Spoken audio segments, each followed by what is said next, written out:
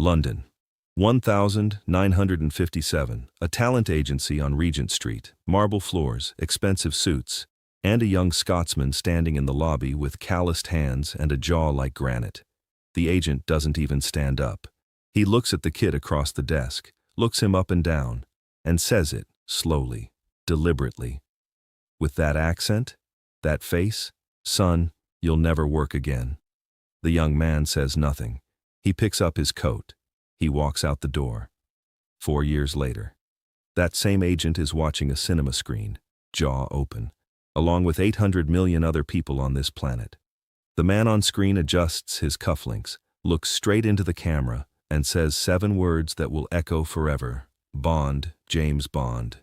How does a man rejected by every room he walks into end up owning every screen on Earth? Let's find out. But that wasn't even the beginning. The real story starts in the Fountain Bridge slum of Edinburgh, 1930, a tenement flat, no heating, shared bathrooms, cracked walls. Thomas Sean Connery is born into a family with nothing. His father works in a rubber factory. His mother cleans houses. There is no safety net. There is no plan B. At 13, he quits school. Not because he wants to, because the family needs money. He delivers milk before dawn in the Scottish cold. Bottles clinking, breath visible in the freezing air. 6 days a week. Then he polishes coffins for extra shillings. Think about that. A teenage boy, hands on wood, thinking about the dead while the living barely notice him. He joins the Royal Navy at 16. Finally, a way out. A uniform, structure, purpose. He serves. He trains. He believes this is his life now. Then his stomach ulcers get so bad they discharge him. 3 years in. Just like that. Out. He's back in Edinburgh, 18 years old. No school, no navy, no prospects. Just a body built like a statue and a mind sharp enough to cut glass. But here's the thing. When you have nothing to lose, you stop being afraid. He starts lifting weights. Obsessively. Not for vanity. For control. For the one thing poverty can't take from you. Your body. By 1953, he's built like a Roman sculpture. Someone tells him about the Mr. Universe pageant in London. He scrapes together the fare. He goes. He doesn't win. But third place, at 23 years old. A milkman's son standing on a stage in London. Backstage, a man approaches him. A dancer and choreographer from the South Pacific musical running in the West End. He tells Connery something nobody has ever told him. "You move like a panther. Have you ever considered acting?" Connery looks at him, says nothing for a moment, then, "No, but I'm considering it now." He gets a chorus role. He stands at the back. He watches. He learns. He reads Shakespeare at night in a tiny rented room, out loud, alone, working on an accent that everyone told him was a death sentence. Nobody gives him a shortcut. He doesn't ask for one. Small TV roles come in, BBC productions. He's raw. Unpolished, but every director who works with him notices the same thing. He doesn't perform, he inhabits. But the doors keep closing. One casting director tells him he's too working class. Another says his accent will never translate. Another laughs him out of a meeting. Then the agent on Regent Street delivers that cold, deliberate sentence. "You'll never work again." He walks out. He doesn't slam the door. He doesn't argue. He just leaves. And that restraint. That refusal to beg for validation from people who aren't worth impressing. That is the thing that will define him. He keeps working. Theater, TV, small film parts. He studies movement, vocal projection, stillness. He learns that the most powerful thing a man can do on screen is nothing. Just exist. Fully, without apology. 1961. Cubby Broccoli and Harry Saltzman are producing the first James Bond film for United Artists. They've seen every polished actor in London. Cary Grant, David Niven, Rex Harrison, all pass.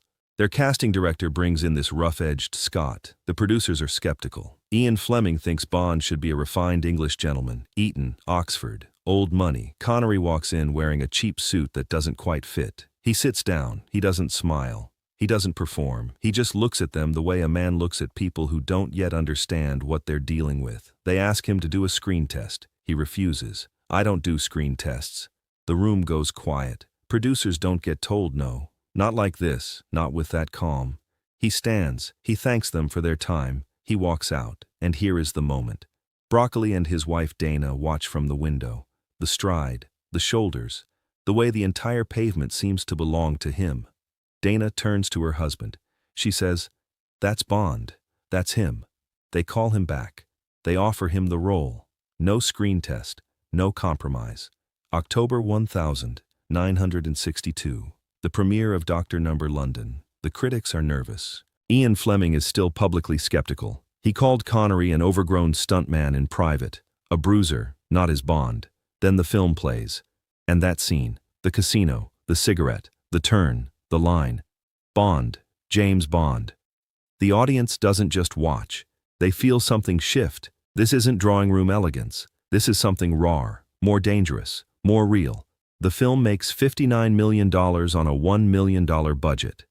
Ian Fleming quietly rewrites the Bond novels. He gives James Bond Scottish roots, a Scottish father. He never publicly admits why, but everyone knows. But wait, here's where it gets even more extraordinary. At the peak of Bond mania, when he is the most famous man on the planet, Connery walks away. He leaves Bond after You Only Live Twice in 1967. Not for money, not for a better offer, because he refuses to be trapped. He has watched the studios get rich while he fights for basic creative respect. He has watched executives treat him like a product, a franchise asset, not a man. He walks. The press calls him crazy. The studio calls it career suicide. He doesn't respond. He just keeps working. Different roles, different challenges. A Spanish soldier in The Man Who Would Be King. A medieval monk in The Name of the Rose. He reinvents himself every decade while everyone else stays in their lane. He doesn't chase relevance. He builds it. 1988. Sean Connery is 57 years old. Hollywood has written off older actors for decades. You peak at 35, they say. After that, you're a footnote. He walks onto the Academy Awards stage. Best Supporting Actor, The Untouchables, Jim Malone, the Irish cop who taught Elliot Ness what it means to go all the way. The room rises, not polite applause, a standing ovation. For a man who spent 30 years refusing to fit their mold. He holds the Oscar. He doesn't cry. He doesn't thank everyone he's ever met. He smiles. The quiet smile of a man who was told he'd never work again.